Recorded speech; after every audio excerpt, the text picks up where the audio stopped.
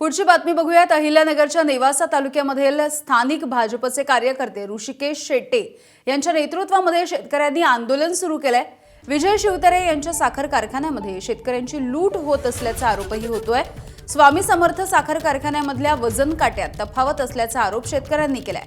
येत्या 8 दिवसांमध्ये शेतकऱ्यांना नुकसान भरपाई द्यावी, अन्यथा हे आंदोलन अधिक तीव्र करण्याचा इशारा इथल्या शेतकरी आंदोलकांनी दिलेला आहे।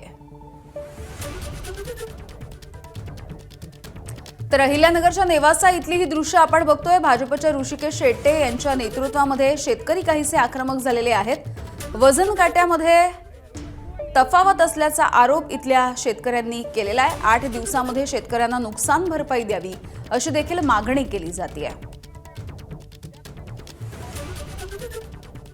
तर जोपर्यंत ही नुकसान भरपाई देत नाही तोपर्यंत हे आंदोलन सुरू राहील असा इशाराही देण्यात आलाय। आणि जर ही नुकसान भरपाई दिली नाही तर हे आंदोलन अधिक तीव्र होईल अशा पद्धतीचा इशारा इथल्या आंदोलकांनी दिलाय। नितीन ओझा आमचे प्रतिनिधी माहिती देतील आंदोलनाविषयी। नितीन, यावेळी निश्चितच जर पाहिलं तर अनेक कारखान्यांचं सध्या गाळप हंगाम सुरू आहे। त्यातच नेवासा तालुक्यातील माजी मंत्री जे होते विजय बापू शिवतारे यांच्याही मालकीचा एक कारखाना त्या ठिकाणी आहे।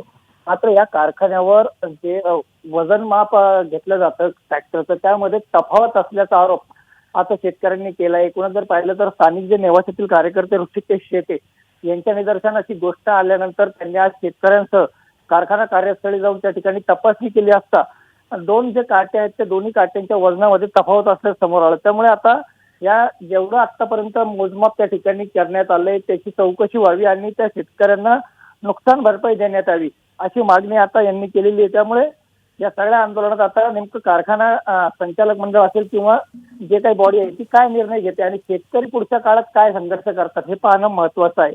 याने अगदी धन्यवाद नितीन माहितीसाठी। एबीपी माझा, उघडा डोळे बघा नीट।